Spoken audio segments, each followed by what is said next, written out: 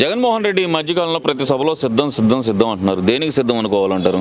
అందుకనే మేము సై అంది, దేనికైనా సై. ఆయన సిద్ధం అంటే మేము దేనికైనా సై. వాళ్ళ ఇంటికి రమ్మన్నా వద్దాం, లేదా మా ఇంటికి రమ్మన్నా రమ్మను, దేనికైనా సై, ఏం ఇబ్బంది ఏమీ లేదు. ముఖ్యంగా చూస్తే ప్రతిపక్షాల మీద యుద్ధానికి నేను సిద్ధం అంటున్నాడు. అసలు ముఖ్యంగా ఇక్కడ రాజుల కాలం నాటి వాడే భాష యుద్ధం యుద్ధం యుద్ధం యుద్ధం సిద్ధం. ఎందువల్ల ఇలాంటి భాష వాడుతున్నారు అంటారు జగన్మోహన్ రెడ్డి? ఆయన మెంటాలిటీ అది, ఆయన మైండ్ తీరట్టుంది. ప్రతిదానికి యుద్ధం చేద్దాం అన్నట్టుగా మాట్లాడుతున్నాడు. అందుకనే నిన్న సిద్ధంలో బెలూన్లు చూపించారుగా, సంసిద్ధం అని బెలూన్లు అయింది.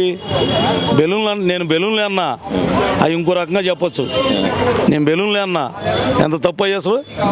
అయ్యా సిద్ధం అంటే అది ఫేక్ కావాలని చెప్పి టీడీపీ వాళ్ళు అలా తయారు చేశారనేది ప్రధానంగా వస్తున్న ఆరోపణ. మరి అసలు అన్నీ ఫేకేగా, అప్పుడు గవర్నమెంట్ కూడా ఫేకేగా, ఇది కూడా గవర్నమెంట్ చేసిందేగా, మరి ఇది కూడా తెలుగుదేశం చేసింది అనండి. మరి అలా చూస్తే కనుక 10 లక్షల మంది వచ్చి రాప్తాడులో సభ మేము యుద్ధం భారీ ఎత్తున జరిగింది, ఇది మా దమ్ము అని చెప్పి వాళ్ళు చూపిస్తున్నారు కదా. మరి ఎందుకు కొట్టారు మరి విలేకరుని? అంత జనం వచ్చి అంత చేసినప్పుడు ఎందుకు కొట్టారు? కొడతామంటే దాని అర్థమైంది ఆడేం లేదనేగా. లేదు, అసలు ముఖ్యంగా ప్రతిపక్షాల గుంపు మా మీద దాడి చేయడానికి వస్తుంది, ప్రజలు నాకు అండగా ఉండాలి అని అడుగుతున్నారు కదా జగన్మోహన్ రెడ్డి. మరి ఇదే జగన్మోహన్ రెడ్డి గతంలో నా వెంట్రుక పీకలేరు, 175 గెలుస్తామన్నారు. మరి ఇప్పుడు పైన దేవుడిని నమ్ముకున్నాను, కింద మిమ్మల్ని నమ్ముకున్నాను అనే పొజిషన్కి ఎందుకు వచ్చాడంటారు? ఎందుకు వచ్చేదని చేసే పనులు బట్టి వస్తాడు. పాలన అలా ఉంది, సైకో పాలన సైకోలాగే ఉంటుంది. నుంచి ఆడికి వచ్చింది ఇప్పుడు వ్యవహారం, కింద కాళ్ళ దాకా వచ్చింది, తలకాడి నుంచి. ఇంక రేపు కాళ్ళకాడి నుంచి ఇంక అడిగి వెళ్ళిద్ది. పెట్టే బేడ సర్దుకొని ఇంటికి పోవటమే. ఒకవైపు వైనాట్ 175 అంటూ, మరో పక్కన సిట్టింగ్లకు సీట్లు ఇవ్వలేని పొజిషన్కి జగన్మోహన్ రెడ్డి ఎందుకు వచ్చారంటారు? దానికి నవ్వు వస్తుంది నీకు చెప్పాలంటే. చెప్పండి, వాస్తవాలు చెప్పండి. వాస్తవం ఏముంది? ఇంకా ఇప్పుడు 175కి వైనాట్ 75 అన్నాడు. నేను ఇదే మీటింగ్లో నీతో ఒకసారి చెప్పా, మేము ఎందుకు వైనాట్ 75 అనేది, మేము 175 అనేది చెప్పాక నీకు. మరి అదే ఒకసారి ప్రజలకు వివరించండి అసలు వైనాట్ 175 అనే డైలాగ్. అందుకని నవ్వుతుంది దానికి. సిట్టింగ్లకే సిటీ లేనానికి వైనాట్ 175 యాడ్ నుంచి ఉందా నీకు? నీకు అంత దమ్మేది మరి? నుంచి తీసుకొచ్చి ఏడేసావు రజనీని. మరి ఆమె రజనీ అని పేరు పెట్టుకున్నావు. మరి ఆమె ఇప్పుడు మంచి అయిందా, బంగారం అయిందా? ఇప్పుడు నరసరావుపేట చిలుకలూరుపేటలో చెత్త, ఇక్కడ బంగారం అయిద్దా? అవదు కదా, ఏడైనా చెత్తే. మరి ఇక్కడ చూస్తే కనుక ఆయన ప్రధానంగా చెప్తుంది ఏంటంటే బీసీలకి అధిక ప్రాధాన్యత ఇవ్వటానికి ఓసీ స్థానాల్లో కూడా బీసీలకు ఇస్తున్నాను, చంద్రబాబు నాయుడుకి ఆ దమ్ముందా అని అడుగుతున్నారు కదా. మరి అందుకనే మరి ఇప్పుడు ప్రకటించిన సీట్లు 69 రెడ్డికి ఎందుకు ఇచ్చారు, మరి బీసీకి ఎందుకు ఇవ్వలేదు? ప్రకటించిన దాంట్లో 69 మరి బీసీకి రెడ్డికి ఇచ్చిందిగా, మరి దాంట్లో బీసీ లేరు. మీరు అడిగిన క్వశ్చన్కి బీసీ లేరు. ముఖ్యంగా చూస్తే కనుక బీసీ సామాజిక అభివృద్ధి అనేది ఒక్క మాతోనే సాధ్యమైంది. గతంలో చంద్రబాబు నాయుడు బీసీలను వెన్ను విరిచాడు అని అంటున్నారు కదా. అసలు బీసీలే కదా వెన్నుముక టీడీపీకి. ఈయనేదో చేస్తే సరిపోయిందా? బీసీలేగా టీడీపీకి వెన్నుముక. మరి చంద్రబాబు నాయుడికి దమ్ముంటే కనుక ఒంటరిగా పోటీ చేయండి అని అంటున్న జగన్మోహన్ రెడ్డి ప్రభుత్వ సొమ్ముతోటి మళ్ళీ కొత్తగా చూస్తే కనుక నిన్న ఆయనకేదో థ్రెట్ ఉందని చెప్పి మావోయిస్టుల నుంచి, టెర్రరిస్టుల నుంచి, సంఘ విద్రోహ శక్తుల నుంచి ఏదో థ్రెట్ ఉందని చెప్పి 2వ హెలికాప్టర్ కూడా ఏదో బుక్ చేశారని తెలిసింది. మరి ఒంటరిగా పోటీ చేసి దమ్ముందని సవాల్ విసిరే జగన్మోహన్ రెడ్డి ఇలా సెక్యూరిటీని ఎందుకు పెంచుకుంటా పోతున్నారంటారు?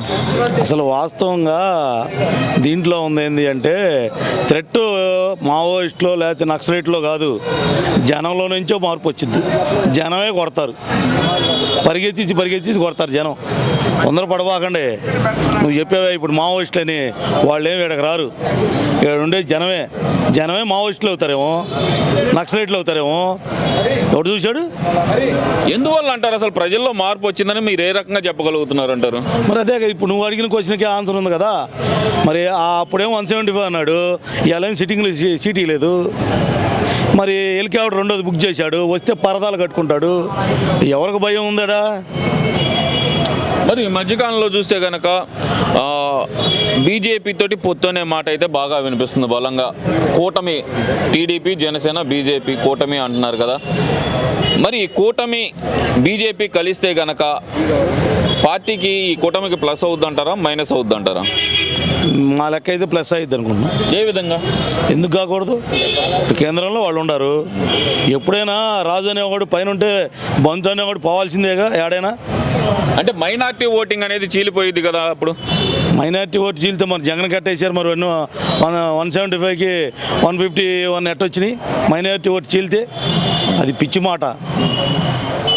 ఇప్పుడు ప్రధానంగా ఇప్పుడు అధికార పక్షం చేస్తున్న ఆరోపణ ఏంటంటే కనుక మైనార్టీల మీద దాడులు చేసే బీజేపీ తోటి తెలుగుదేశం పార్టీ పొత్తు పెట్టుకోబోతుంది.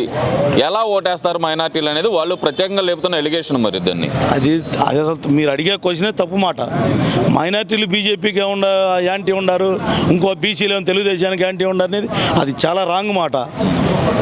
ఎవరు ఓటేయాలో పాలన ఎలా ఉందో చూసి జనం తెలుగుదేశానికి వేస్తారా, బీజేపీకి వేస్తారా, కూటమికి వేస్తారా, జనసేనకి వేస్తారా అనేది జనం ఆల్రెడీ నిర్ణయించుకున్నారు.